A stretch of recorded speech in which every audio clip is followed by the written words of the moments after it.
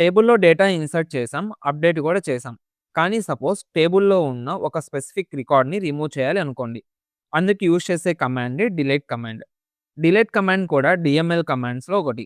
So, delete command use చేసి టేబుల్‌లో ఉన్న రోస్‌ని డిలీట్ చేయొచ్చు. సింటాక్స్ చూద్దాం.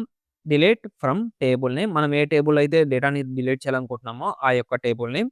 అలాగే where condition. So, where condition use చేసి ఏ రికార్డ్‌ని డిలీట్ చేయాలనుకుంటున్నామో డిసైడ్ చేస్తాం. సో, ఇక్కడ ప్రెజెంట్ మనకి టేబుల్‌లో టోటల్‌గా 5 రోస్ అయితే ఉన్నాయి. ఇక్కడ ఐడీ ఈక్వల్ టు 2 అని ఉన్న రికార్డ్ మనకు అవసరం లేదనుకుందాం. సో, ఇలాగ మనకి ఏ రోస్ అయితే, ఏ రికార్డ్స్ అయితే అవసరం ఉండదో, ఆ అవసరం లేని రికార్డ్స్‌ని డిలీట్ చేయడానికి delete from table name. So, ఇక్కడ టేబుల్ నేమ్ వచ్చేసి స్టూడెంట్స్. అలాగే where condition.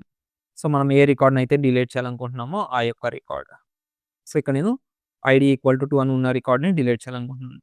So, ID equal to 2. నేనిక్కడ ఐడీ యూజ్ చేస్తున్నాను.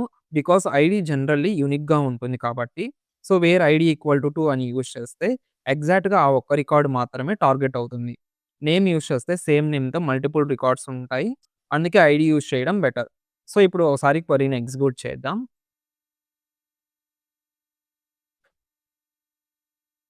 సో, క్వెరీనైతే ఎగ్జిక్యూట్ చేసాం.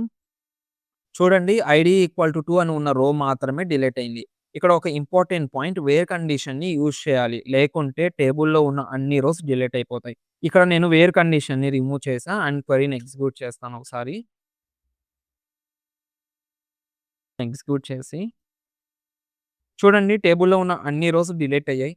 టేబుల్ డిలీట్ అవ్వదు. టేబుల్ స్ట్రక్చర్ సేమ్‌గానే ఉంటుంది. రోస్ మాత్రమే డిలీట్ అవుతాయి. నెక్స్ట్ వీడియోలో డిలీట్, ట్రంకేట్ అండ్ డ్రాప్‌కి డిఫరెన్స్ చూద్దాం. బికాజ్ చాలామంది ఎక్కువగా కన్‌ఫ్యూజ్ అయ్యేది ఇక్కడే. సో ఫ్రెండ్స్ వీడియో యూజ్‌ఫుల్ అనిపిస్తే లైక్ చేయండి. అలాగే మన ఛానెల్‌ని సబ్స్క్రైబ్ చేసుకోండి. See you in the next video. Thanks for watching.